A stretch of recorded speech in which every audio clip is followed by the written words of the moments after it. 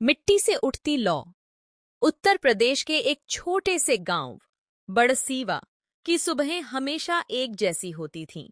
कच्ची गलियों में सुबह की पहली धूप गिरते ही धूल सोने जैसी चमकने लगती, लेकिन वहीं किसी के सपनों पर यह धूल स्थायी परत बनकर जम जाती। यहाँ लोग मेहनत तो करते थे, मगर जिंदगी से बस जरूरत जितना ही पाते थे। खेत, मजदूरी और चौपाल की बातें, यही रोज का चक्र। लेकिन उसी गांव की सर्द हवा में उस साल एक अजीब सी गर्मी थी, क्योंकि एक ऐसा बच्चा पल रहा था जो इस धूल से एक दिन आग बनकर उठने वाला था। उसका नाम था रामनिवास चौधरी। घर में कुल 4 लोग, माता पिता और एक छोटी बहन सुमन। माता पूरे दिन दूसरों के खेतों में घास काटती और पिता मजदूरी करने के बाद थककर आंगन में चुपचाप बैठ जाते। लकड़ी की पुरानी चारपाई पर बैठा रामनिवास स्कूल की किताबों में खोया रहता, मानो उन्हीं पन्नों में उसका पूरा जीवन छिपा हो। घर में पैसों की कमी इतनी थी कि कोई भी जरूरी और गैर जरूरी खर्च का हिसाब नहीं रखता था, क्योंकि यहाँ तो हर खर्च जरूरी ही लगता था। गांव के मास्टर जी अक्सर कहते, ये लड़का पढ़ाई में बहुत तेज है, बस मौके की कमी है। लेकिन मौके कहाँ से आते जब जिंदगी की पाठशाला सिर्फ संघर्ष सिखा रही हो। रामनिवास जानता था कि यहाँ रहकर उसे हर कदम खुद गढ़ना होगा। बचपन में ही उसने समझ लिया था कि यहाँ सपने अंखुआते जरूर हैं, लेकिन सींचने वाला अगर खुद सपने देखने वाला हो तभी वे पनपते हैं। एक दिन पिता मजदूरी से लौटे नहीं। वे अस्पताल में थे, कमर में इतनी चोट कि दिनों तक बिस्तर से नहीं उठ सके। घर का खर्च ठहर गया, महीने का राशन अधूरा पड़ने लगा। रामनिवास ने महसूस किया कि अब किताब हथेली में थामे रखना आसान नहीं। पेट की आग पहले बुझानी होगी। मजबूरी में उसने स्कूल छोड़ ईंट भट्ठे पर काम करना शुरू कर दिया। वहाँ दिन की 12-12 घंटे की मेहनत में धूल, धुआं और बिना रुके चलने वाला हथौड़ा उसका साथी था। लेकिन रात में वही फटी किताबें फिर उसकी गोद में लौट आती, जैसे कह रही हूँ, हम अभी यहाँ हैं, बस साथ मत छोड़ना। माँ अक्सर समझाती, बेटा ये पढ़ाई पेट नहीं भरती, पहले घर संभाल।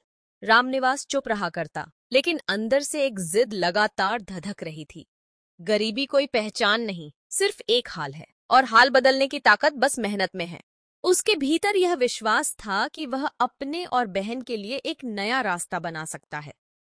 कुछ समय बाद शहर के एक छोटे से कोचिंग सेंटर में चौकीदार की नौकरी मिल गई। वेतन कम था, लेकिन जगह अमूल्य थी। रात में बच्चों के खाली क्लासरूम में वह ब्लैक बोर्ड पर खुद सवाल हल करता, कभी क्रियाओं का अभ्यास तो कभी गणित के लंबे सवाल। पीली ट्यूबलाइट के नीचे उसकी परछाई किताब पर झुककर जैसे यह कह रही थी, तू हार मत मान, अब बस समय की परीक्षा है। प्रतियोगी परीक्षा देने का विचार मन में उतरा तो पैसों की चिंता सबसे पहले आई। लेकिन रामनिवास ने बिना देर किए अपनी पुरानी साइकिल बेच डाली। वह साइकिल सिर्फ लोहे का ढांचा नहीं थी, वह उससे जुड़े हर सफर की याद थी। फिर भी उसने त्याग दिया, क्योंकि मंजिल उसके लिए सवारी से ज्यादा अहम थी। पहली परीक्षा के लिए उसने दिन रात एक कर दिया। कई शाम वह भूखा सो गया, क्योंकि समय और पैसे दोनों खाने और सपनों के बीच बंट जाते थे। दोस्तों ने हंसते हुए कहा, अरे गांव का लड़का आईएएस बनेगा। वह सिर्फ मुस्कुराया और भीतर सोचा, अगर मैं हार जाऊं तो गरीबी जीत जाएगी। परीक्षा का दिन आया और उसने लैब में बैठकर कंप्यूटर स्क्रीन पर अपना पेपर हल किया। कई सवाल आसान थे, कई ऐसे जिन पर रातें बीती थीं। रिजल्ट आया, वह असफल था। वह कमरे में देर तक चुप बैठा रहा। उस शाम गांव लौटने के रास्ते की हवा भी भारी लग रही थी। लाइक, सब्सक्राइब और कमेंट करना न भूलें। चलिए आगे बढ़ते हैं। दूसरी कोशिश में उसने पहले से दोगुनी मेहनत की। दिन में खेत में काम कर कमाई करना और रात में बहन को पढ़ाना, यही दिनचर्या बन गई। बहन सुमन की आंखों में भी अब सपने दिखने लगे थे। कई बार वह कहती, भैया आप मेरे लिए इतना करते हैं, मैं भी टीचर बनूंगी। रामनिवास जानता था, उसकी जीत सिर्फ अपनी नहीं, बहन के भविष्य की भी थी। गांव के लोग जिन्होंने कभी मजाक उड़ाया था, अब उसका साथ देने लगे। पड़ोसी हरीश अंकल ने कहा, तू बस पढ़, पैसों की चिंता मत कर। गांव में चंदा इकट्ठा हुआ, किसी ने पुरानी किताब दी, किसी ने नोट्स लिखवाए। यह वो पल था जब समाज ने खुद अपनी एक उम्मीद उसे सौंप दी। तीसरी कोशिश के दिन रिजल्ट का वक्त नजदीक आया। वह कोचिंग सेंटर के कंप्यूटर पर रोल नंबर टाइप कर रहा था। स्क्रीन पर जैसे ही सिलेक्टेड फॉर आईएएस चमका, उसकी आंखों से आंसू नहीं बल्कि 20 साल की मेहनत बह निकली। वह वहीं बैठकर रो पड़ा। बाहर पटाखे फूटने की आवाजें आने लगीं। गांव में खबर पहुंच गई थी। गांव में मिठाइयां बांटी गईं, डोल नगाड़े बजे। घर की मिट्टी का आंगन जैसे फूलों से भर गया हो। जो लोग कभी शक करते थे, अब गर्व से कहते, हमारे गांव का बेटा कलेक्टर बना है।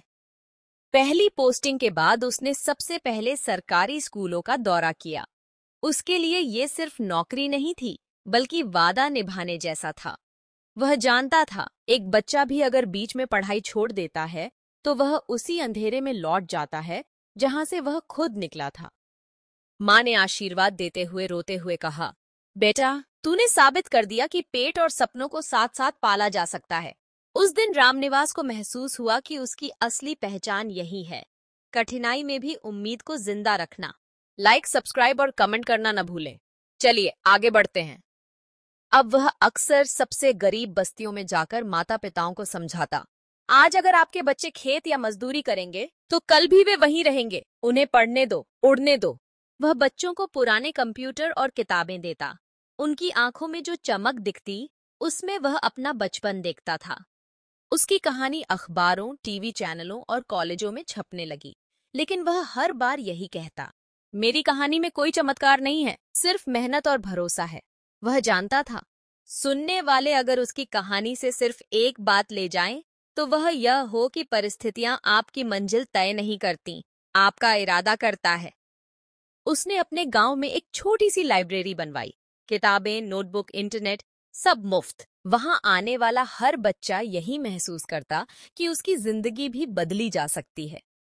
रामनिवास अब किसी फिल्मी पर्दे का हीरो नहीं था, लेकिन असली जिंदगी में वह हजारों लाखों बच्चों का प्रेरणा स्रोत बन चुका था। और एक सच्चा नायक बनने के लिए बस इतना ही काफी है, दूसरों को यह यकीन दिला देना कि अगर वह कर सका तो मैं भी कर सकता हूँ। शिक्षा। जिंदगी कभी आसान नहीं होगी, हालात कभी पूरी तरह आपके पक्ष में नहीं होंगे, लेकिन अगर आपके इरादे सच्चे हैं तो सबसे कठिन रास्ते भी मंजिल तक ले जाते हैं। गरीबी, ताने, असफलताएं, ये सब सिर्फ आपके धैर्य की परीक्षा हैं। जीत उसी की होती है जो बिना रुके, बिना थके लगातार चलता रहे, क्योंकि मिट्टी से उठती लौ एक दिन आसमान तक जरूर पहुंचती है। अगर आपकी भी अपनी कोई अनसुनी, सच्ची या भावुक कहानी है जिसे आप दुनिया तक पहुंचाना चाहते हैं, तो हमें जरूर लिख भेजें। आप अपनी कहानी हमारे इंस्टाग्राम अकाउंट @deepthink पर मैसेज कर सकते हैं या इस पोस्ट के नीचे कमेंट करें। हम आपकी कहानी को औरों तक पहुंचाने में पूरी मदद करेंगे, ताकि आपकी आवाज को सच्चा मंच मिल सके। धन्यवाद।